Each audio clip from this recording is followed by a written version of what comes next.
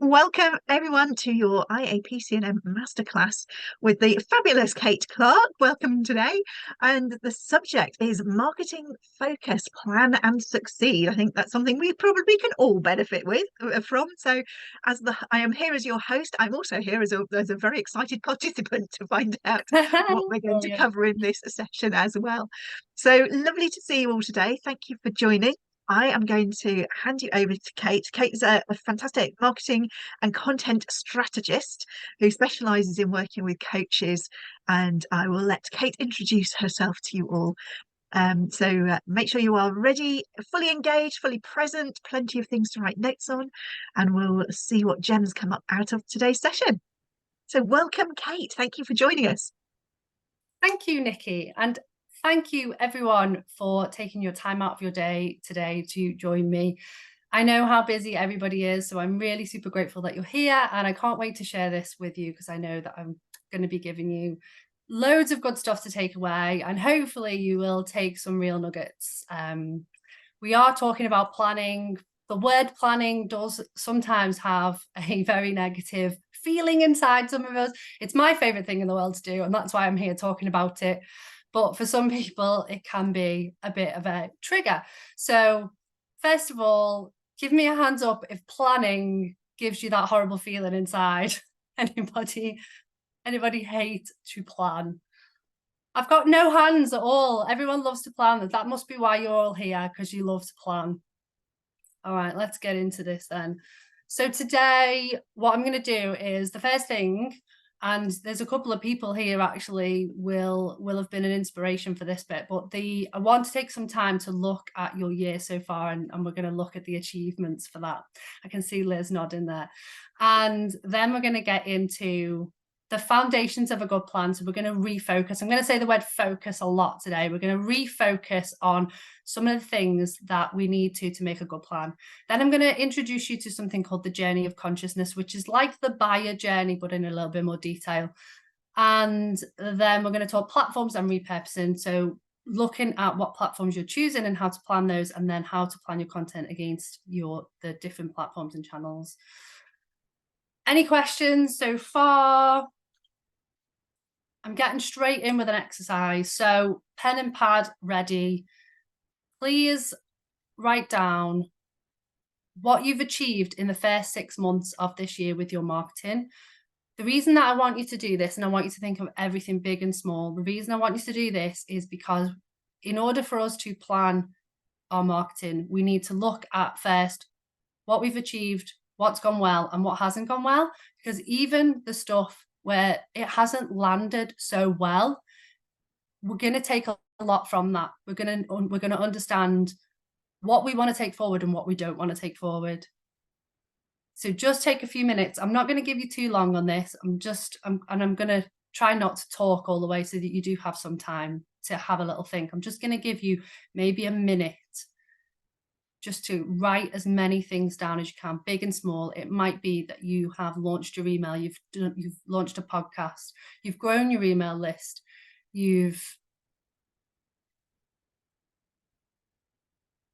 got really consistent with writing blogs, you've got confident in front of the camera and done a load of videos. What is it that you feel proud of this year? What do you want to take forward and what don't you?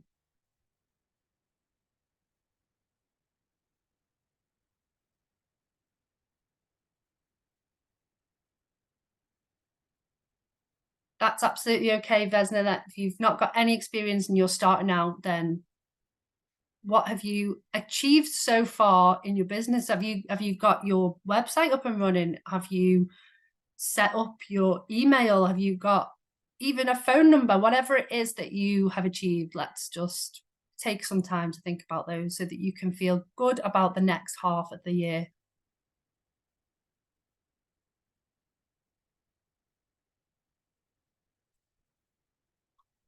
Let's keep an eye on my clock.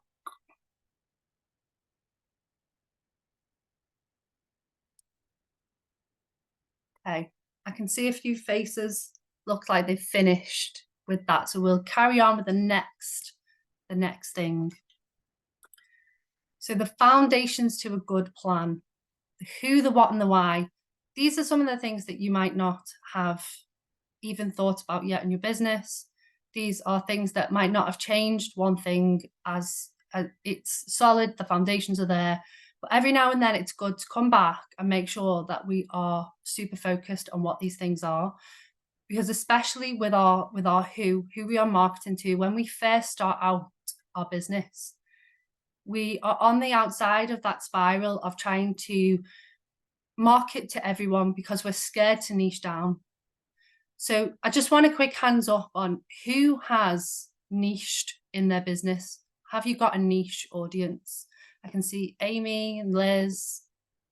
Helen's not sure. Rebecca's a bit, okay. Yeah, there's some people, I think once you start out on the outside of the spiral. And once your business evolves, you get more and more focused until eventually you know exactly who it is that you're here to serve.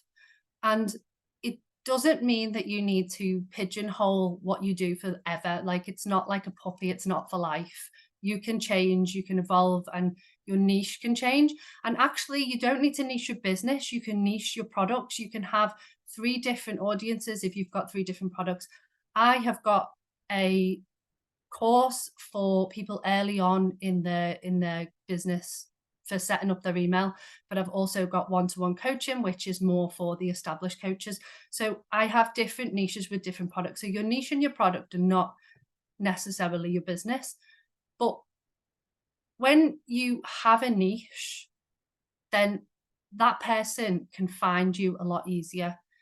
I am a marketing consultant for coaches.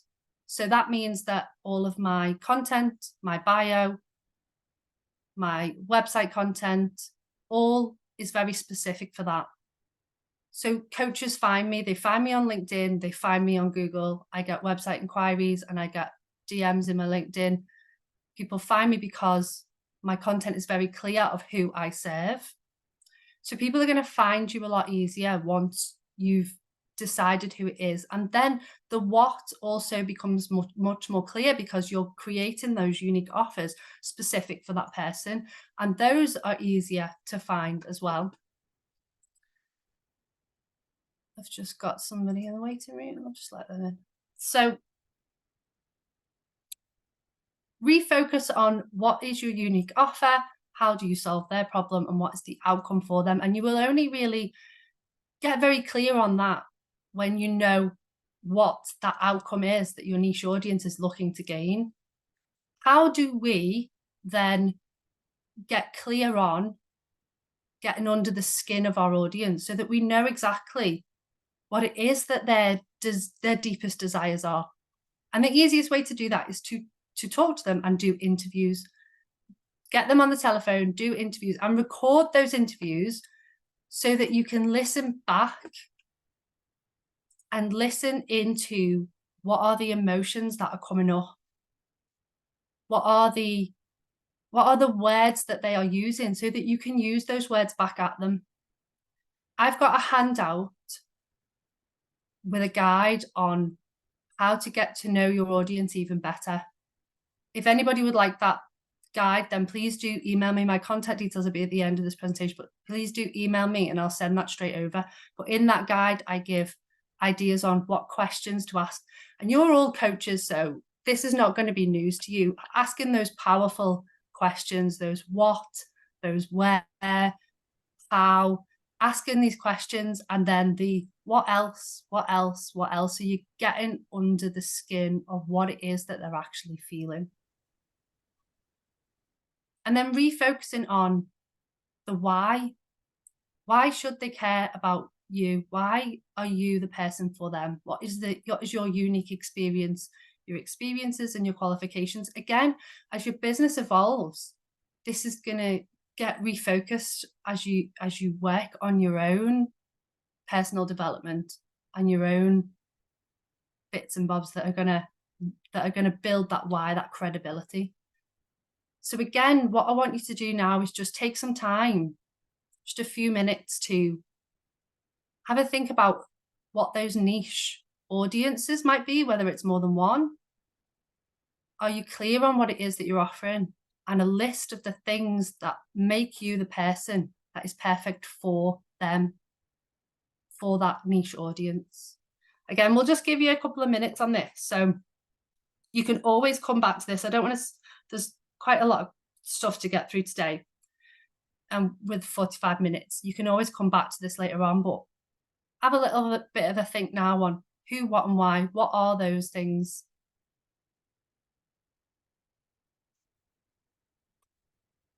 And again, these are just the foundations before we really get into what those, the planning. And I'm going to talk you through a really good planning framework in a second, but I just want to take some time so that we are refocusing on these things, because it is really important that we know what direction we're going in before we even start thinking about what marketing to create, what platforms to be on, and all of that stuff. This is the stuff that's going to help you get in the right direction.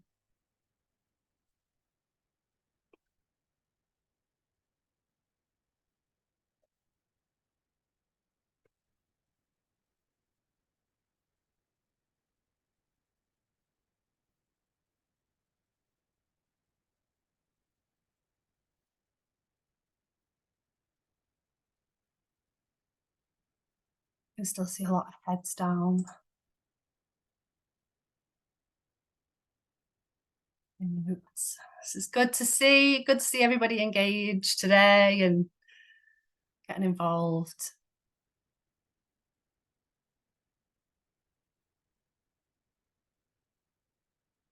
Right. Okay, let's get on with the rest of this then. So I'm going to get into the nice big juicy bit now. Oh, sorry, the value proposition bit. I completely forgot. What I want you to do now is I want you to write a value proposition. So for this, and this can be a really difficult thing for some people to do, to write this into one sentence and to be able to whittle it down into one sentence in terms of what it is that you do. This is really useful because you can put this in your bio, in the top of your landing pages when you're selling things, in that content in the top of a very, very clear, prominent place in your website on the homepage, so that when people land in those places, they can see this and they think, that's me, that's what I want, that's what I want to achieve. This person is going to do this for me. So can you put this into one sentence that says who you market to, what it is that you provide, and what it is that they're going to get from it? Again, I'll just give you 1 minute because I'm very conscious of time today. And there's so much that I want to get through because I've got so much to share.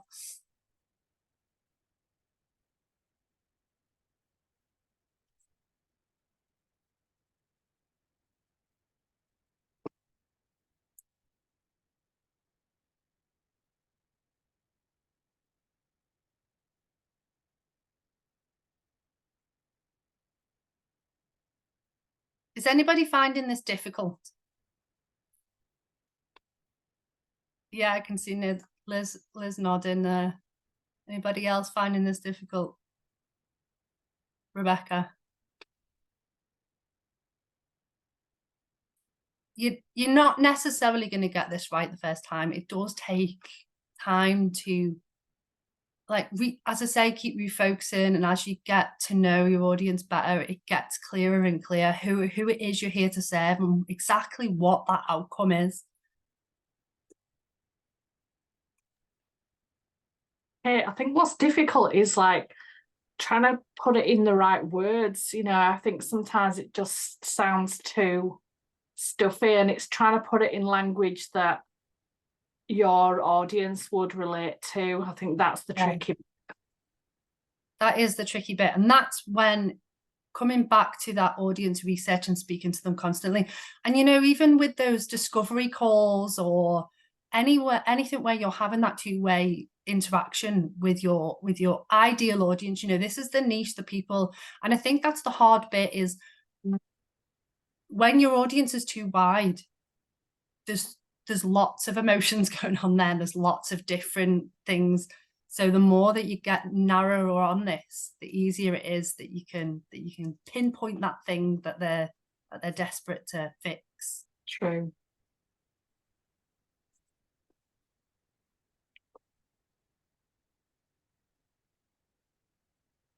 I like that. Oh, that's good. Yeah. I'm just reading the chat there from Nikki.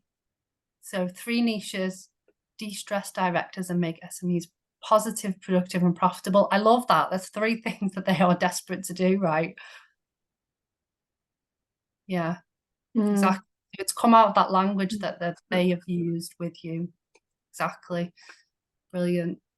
Okay, fantastic. So we're going to get into the really juicy bit now. So I may have mentioned this to a few people because I know a few people on this call, so they've probably heard me talk about this many times, but I'm going to explain the journey of consciousness in more detail so that what you can do is you can map your marketing and your content against each of these stages of where your audience is at. So this is something I've got from the Better, Bolder, Braver community. Now that is a membership community for coaches, and they have something called the Coaches Marketing Journey, which is a course that they've put together. And I've pulled this from that. I love this framework and I've used it many times. Your audience starts at the unaware stage. Now the unaware stage is where the person is living with the problem, but they don't necessarily know what it is that they want to change. This is the hardest stage for you to market at, because you're not going to go in there and sell them something. You're not going to get them signed up to anything straight away. But it's a very important stage of the process because you're helping them at this stage to join the dots of, this is the emotion that I'm feeling. This is why I might be feeling that way. And you're helping them join those dots together. So your content is going to educate them in what it is that they're feeling and why they're feeling that way. And then they get to the problem aware stage where they are now aware that they have, and I hate the word problem. It's not necessarily a problem. It's just that they're aware of something they want to change. It's easier to say problem just in this context as we're talking about it. So as they're at problem aware stage, they're now aware of what it is that's going on, but they don't know that there are solutions out there. So your content at this stage is about helping them understand the bigger picture and the solutions that might be out there and how you fit into those solutions, because you might be one part of a bigger problem. And they might need to look at some different things to understand what it is and what direction they need to go in. And then they get to the solution aware stage where they're aware of the solutions out there. They might be aware of your solution at this stage. So your content is about educating them on your solution, your method, your unique method, how you get people from A to B through your journey that you take them on. And then they get to the product aware stage. So they were now aware that there are solutions out there. They're aware of your solution. And at this stage, it's about telling them about how it works, how much time is involved, how much effort is involved, what it is that they are going to need to do, how to buy, why they should care, like all of that credibility factors, like who you've done this for, all of those case studies. And this is, again, it's moving them along into that. And not everybody is this linear. Like it doesn't necessarily always work in this linear fashion. People are going to come onto this journey with you at different times of their consciousness of where they're at. And once they get to the most aware stage, they are now ready to buy from you. They're ready, they're invested, they've got that trust. They just might need a little bit more reassurance. They need to know where to buy, make it as easy as possible for them to purchase what it is that you're selling them, and then what happens after. So they know exactly what's going to happen, what to expect, and it's just that care that's needed to get them feeling good about what the next stage is.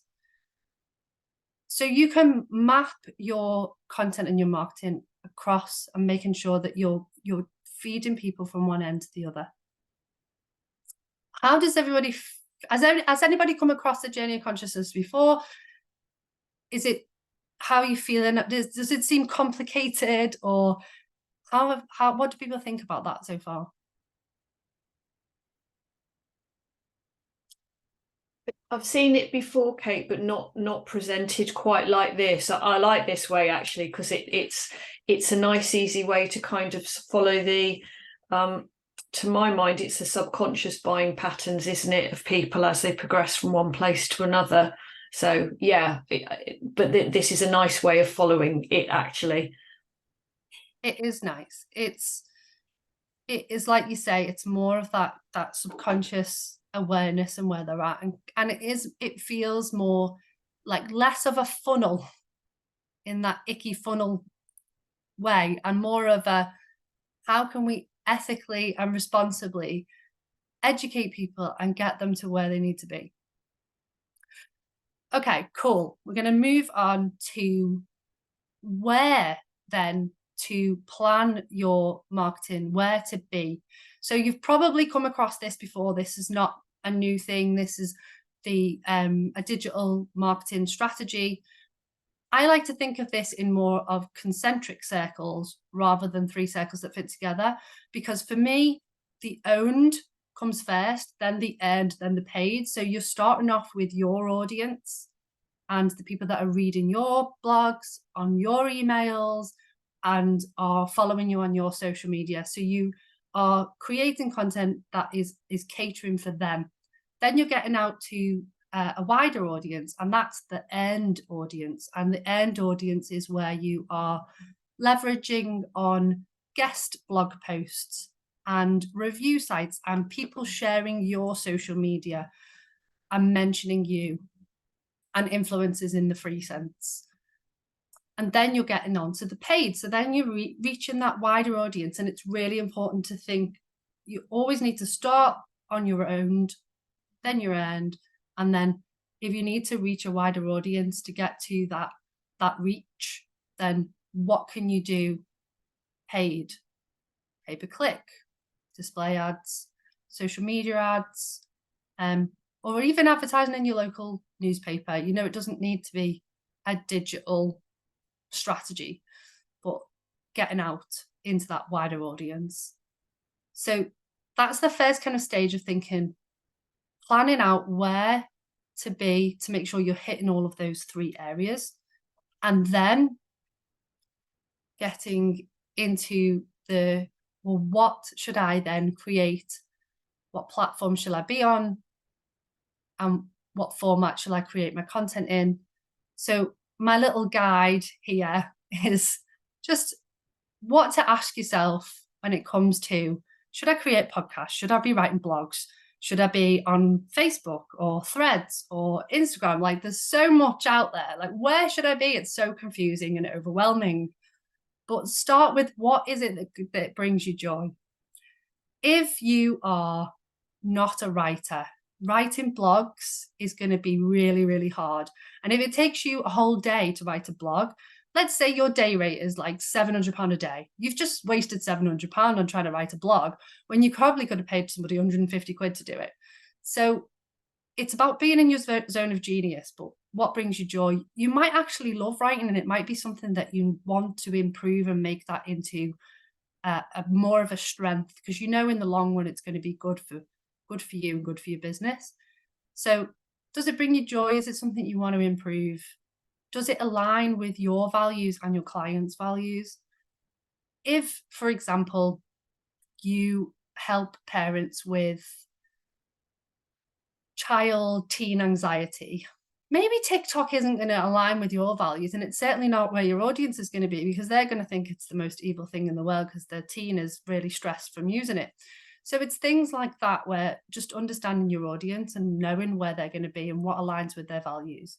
And then, are you getting distracted by shiny new things? So obviously I can't talk about platforms and where to market yourself without talking about Threads, because that's the new kid on the block right now. Who's got a Threads account? Who's been on it? Who's been trying it out? I thought you might be, Nikki. It's Threads is obviously it's a new thing, and the only people that are going to be there at the moment are the marketers like me, who need to go on and tell people how it works and whether it should be part of their strategy, or the early adopters who are really tech savvy, love everything social, or the ones that are just mildly curious will sign up and have a little look and then disappear until it gets a bit more interesting.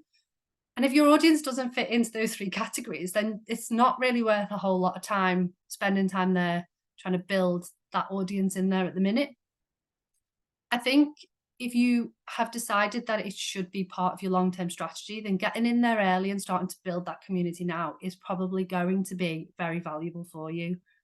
If you can easily repurpose content that you are already creating, then you should absolutely be doing that. And you can do that easily by using the captions from your Instagram posts, or if you're on Twitter, then obviously that content repurposes quite easily over into threads. If you can repurpose easily and it's something that you know long term is going to be useful, then absolutely jump on it. But otherwise, don't get distracted by thinking that you should be there just because it's a new thing. Is there any more questions on formats, platforms? Any questions about, is there any particular platform or format or content that people are dying to try but haven't yet?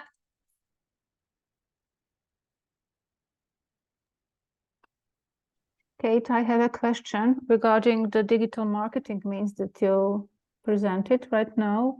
Yeah. According to your experience, actually, what is the most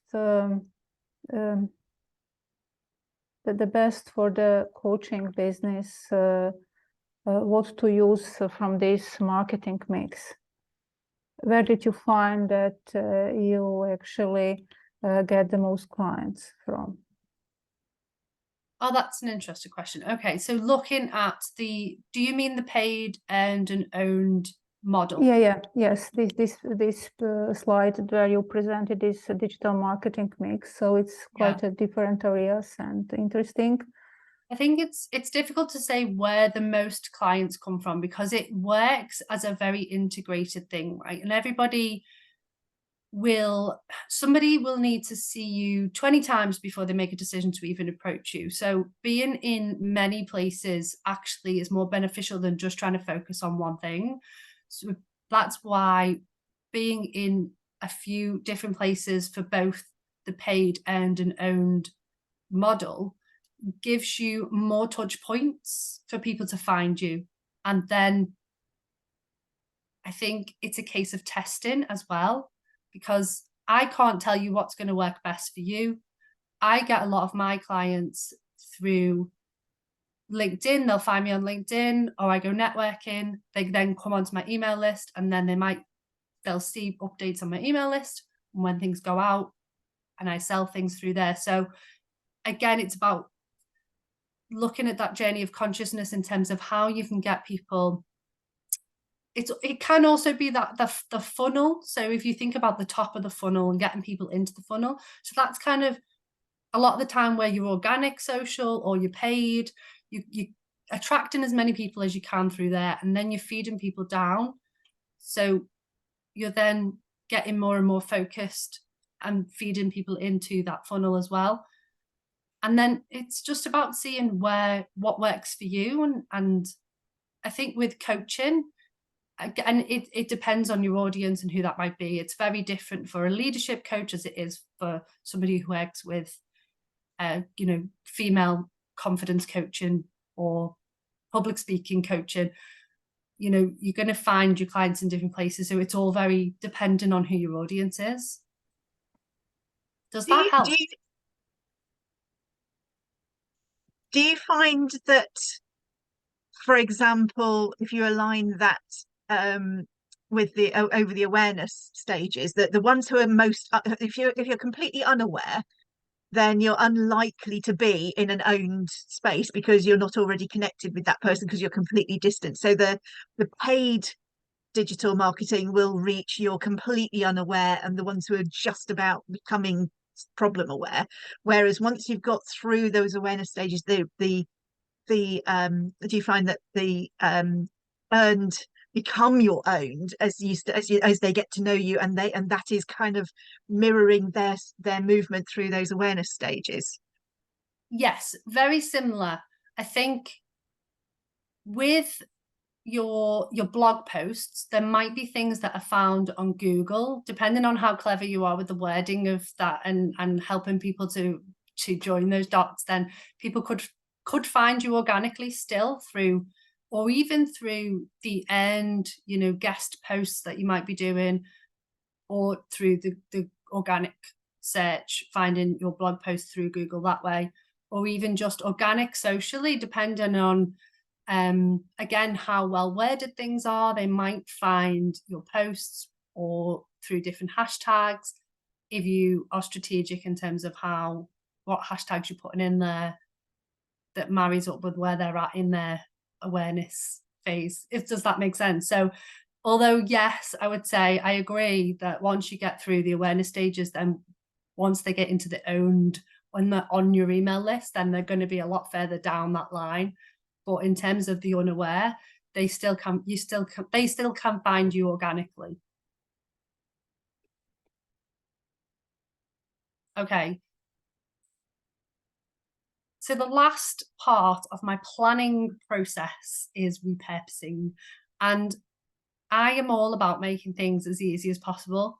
So once you've got to this stage and you know exactly what it is that you're creating, you know exactly the answers and the questions that your customers are asking and how to answer those, then you've chosen which format, whether it be blog, whether it be video, whether it be podcast, and you've gone out there and you created the best content that you can get that's going to attract your audience. Then you want to, before you start then recreating new content for every platform and getting overwhelmed because there's so much to create, come back to what are those big pieces that you're creating and work out a repurposing workflow from there. So if, for example, blogging is your thing and you love to write, I'm just keeping an eye on the time for a minute. Okay, we're on half an hour. If blogging is your thing and you absolutely love writing, you can write a blog once a week or once a month, depending on how much resources you've got. There's so many ways that you can take that blog and repurpose it to use across all of your social channels. You can take that blog, you could create a key takeaways graphic, so you can put it into a carousel, put that on your LinkedIn and your Instagram. You can talk about the key takeaways in a video and put that on your reels, so it's a short one, or a YouTube shorts. Or you can talk about the full blog in detail in a video and put that on your YouTube channel, and even use the audio for that as a podcast episode. You can put the blog in your newsletter, write a press release from it, and send that to other partners to put on their blogs. You can pick out the pertinent sound bites and quotes and put them into social media graphics. You can, again, like depending on which one you start with, if you start with audio or video, and video is a great one because if you start with video and you're more of a talker, then you can actually get the audio from that and transcribe that into a blog. So you could do it the other way. Repurposing is a really important part of the planning process. And once you've then got your spreadsheet of this is the top level of where the content that I need at every stage of the awareness phase, this is what I'm going to create. This is then what I'm going to put on each social media channel and how I'm going to repurpose that down. So it makes it as easy as possible for you. And you're getting more from doing less. It just takes more time at the beginning. It's that investment of time and effort to do a really good blog post, not just a half-assed one where you've spent half an hour just writing a quick summary. I mean a really good one where you've researched the topic and put references in and thought about stats that back it up and all of that stuff that really reinforces what you're saying. We have actually come to the end of our workshop already. I was going to just get you to as the last exercise before we go into any questions, I want you to write down what your repurposing workflow is going to be. Whether you are going to start with, sorry, I've got a right tickle in my throat. Whether you're going to start with blogs or videos or podcasts, whatever you're going to start with, put that as the first thing, and then put some ideas on how you can then do a workflow from that, and have a bit of a checklist that you can come back to, so that when you're in your planning stage, you know where to go. I'm just going to give you a couple of minutes.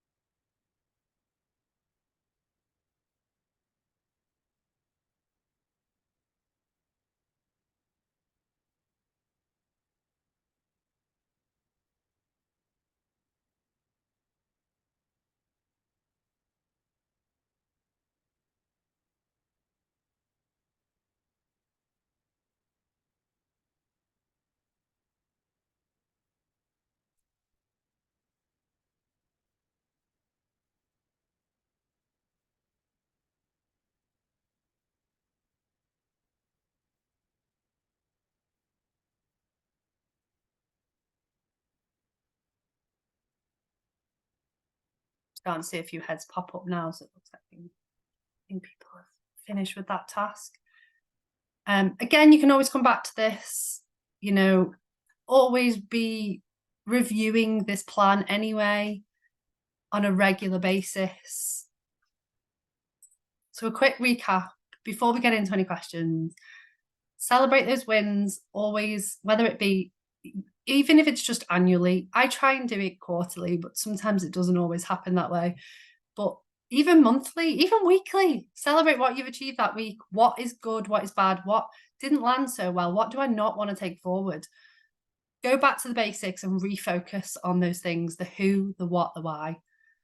Map against your journey of consciousness, or even just a simple buyer journey of awareness, consideration, purchase, whatever it is.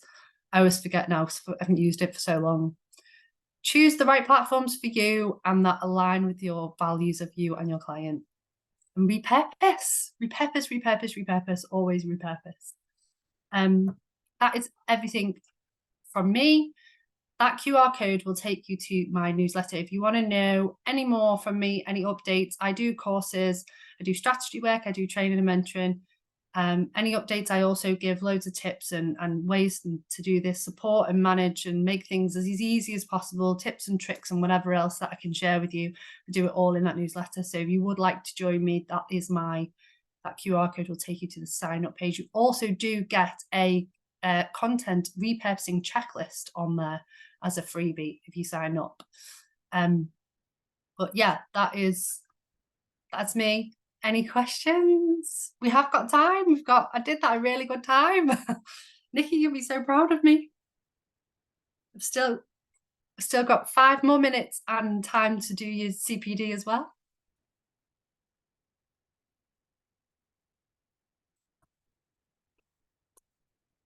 Liz. Hello. I just have a question. I don't even know whether it's possible to answer this, but I'll ask it anyway. I'm kind of at the beginning of the journey and thinking about the workflow has been really helpful. So thank you about that. And I know which platforms I want to go on, and I've kind of come up with how I'm going to use the content. So I was thinking about having a weekly topic, and therefore the content is around that weekly basis. So I thought I might start the beginning of the week with maybe an image-based thing, goes into the full blog, and then I was thinking about doing something like Friday reflections, maybe comments coming back or my thoughts about it at the end of the week. But anyway, I guess my question is there actually it's two questions: the number of times to post and the time of day to post. This question comes up a lot with social media. There is no right or wrong answer with this. If you are consistent with your posting, so even if you post once a week, but you do that consistently, Okay. then you're going to have the momentum. I think, obviously, the more you post, the better it is for visibility. But you have to get the balance of the visibility and what's right for you. If you have just started out, then you're going to be very limited on time. And I know what it's like. You have got a million hats to wear within your business, and, you know, social media posting can easily become something that becomes very overwhelming, and you procrastinate, you don't do it. And then, so start off small. I would say start off small. If you can post once a week, then build it up, post twice a week, post 3 times a week, post 4 times a week, post twice a day if you really want to. If you're really getting into the flow and it feels good, then you just build it up in that way. I don't think there is any right or wrong. Obviously, the more you do, the better it is for visibility. The second part of the question was about time of day. So this is a funny one, right? So with algorithms, your content is going to get in front of people no matter what time of day you post it, if that content is good and is getting a good engagement, and it's in front of the people that engage with you a lot. But you don't always necessarily want to get in front of the people that you engage with a lot. You want to get in front of new audience as well. You want to get in front of obviously both. So time of day can affect that, because if more people see it when they're online, then they're going to engage with it more. So it's going to get seen more. And then you're going to get in front of more, a bigger, wider or bigger reach. So the time of day depends on who you're targeting again. So when are they online? If you are targeting parents, they're not going to be online until after 8 o'clock. They don't even look at their phone until after 8 o'clock. If it's people that work in offices, they might check their social media throughout the day. You know, lunchtime is a big time, depending on what type of office, and if they're working a really strict office that don't let people look at social media until lunchtime. So it really does depend on your audience and their behaviors. So that's why it's important, again, to do that research and get under their skin and understand what is it that is not just the demographic of who they are and their sex and how many kids they've got, but it's about, well, when do you go to work? Do you work in an office? Do you what is their behavior through the day? When do you check social media? What platforms are you on? Having this kind of insight is really important.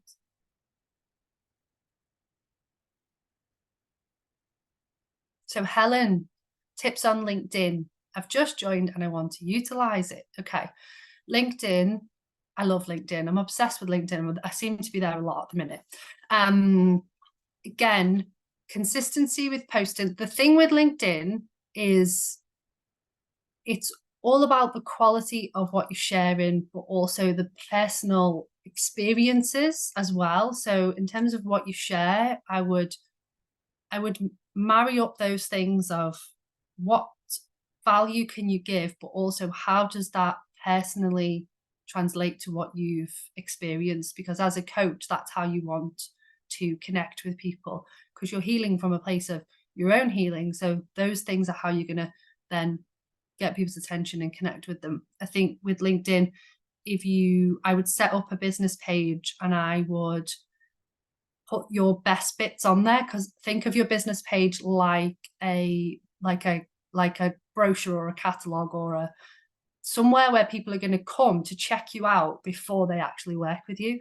It doesn't necessarily have to be you posting on there all the time, but make sure your best bits are on there so that when people do come and check you out on there, they're seeing your best content. Make sure your bio is really catchy. Again, looking at that value proposition, making sure that people know exactly who you are, what you do. Don't start your bio with "I help." I think that's really generic now, and just having something more catchy that really catches people's eye. What else can it? LinkedIn have a really good picture as well. Having a bright background on your picture is very good because it helps you stand out and helps people when they're seeing the comments and when you're engaging with people. Oh, engaging with people, that is a really big thing and an important thing to do.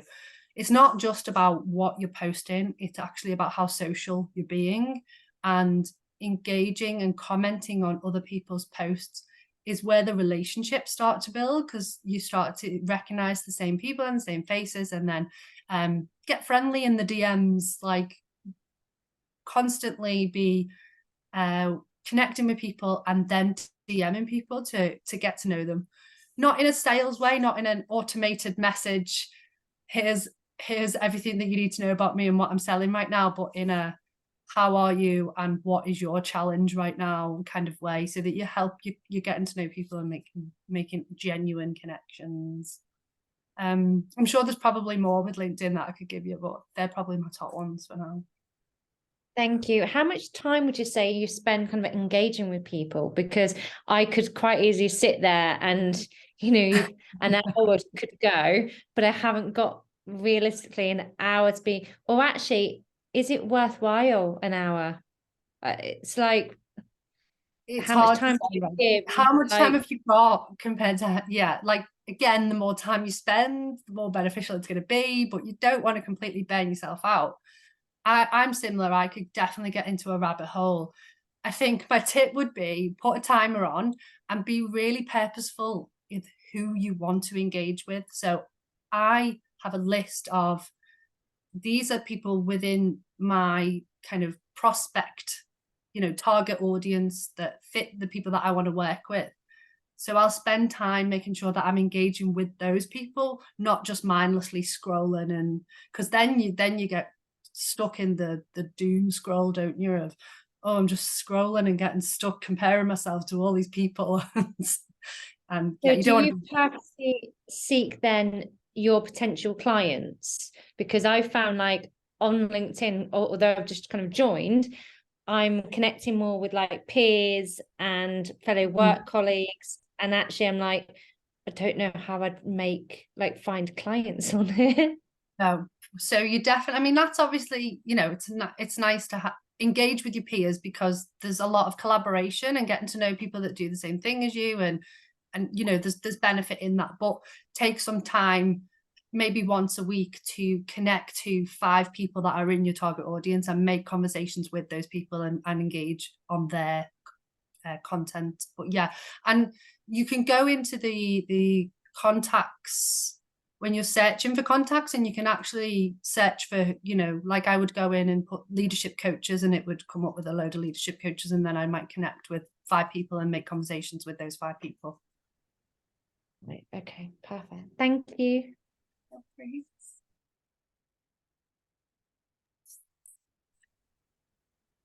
Just Right, while Nikki. we source the last few questions, just if there is one more question in the box, we are at our allotted time. Just while we're putting things together, firstly, thank you ever so much, Kate. You have shared some fantastic gems and some really useful practical pointers. We like practical things to do in our masterclasses.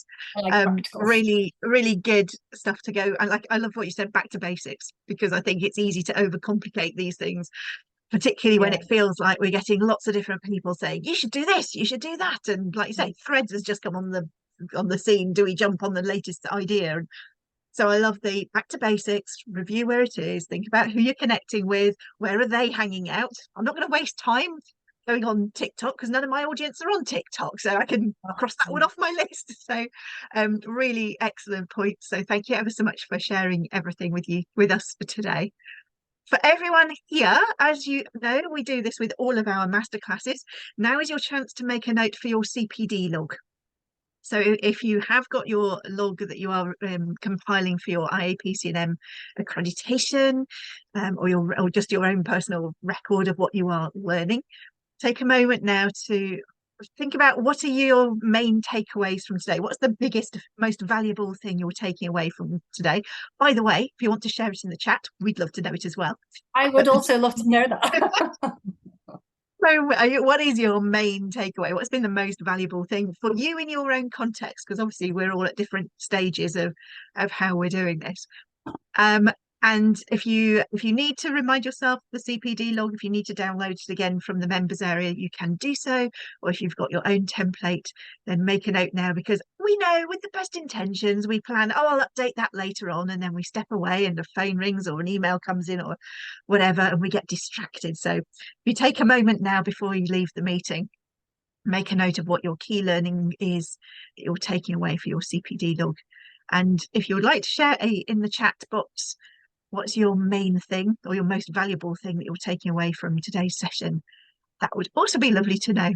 So we'll just give you a minute to quickly type something. Quick bullet points is sufficient, doesn't have to be an essay.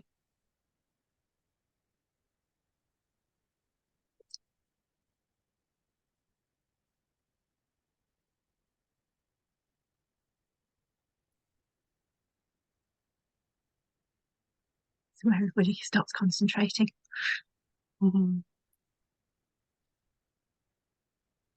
Yeah. So Liz is taking away the workflow, helping to repurpose. Absolutely, I'm with you on that one, Kate. Make life easy. There's enough stuff complicating life, so where can we repurpose and reuse things? Excellent. Back to basics, ensuring blogs are addressing the client's need. Yes. There's what years ago one of my mentors said, is it interesting and is it useful? We can get sucked into all sorts of things just because it piques our interest, but we come away from the end of it going, well, that was a waste of time. So are the things we are writing useful to our audience as well as interesting? Repurposing and used to utilize some excellent points in here. Working on the value proposition statement for the audience, providing strategic business planning programs for small businesses that want to accelerate the growth through inclusive process. Nice summary, nice statement. Nice.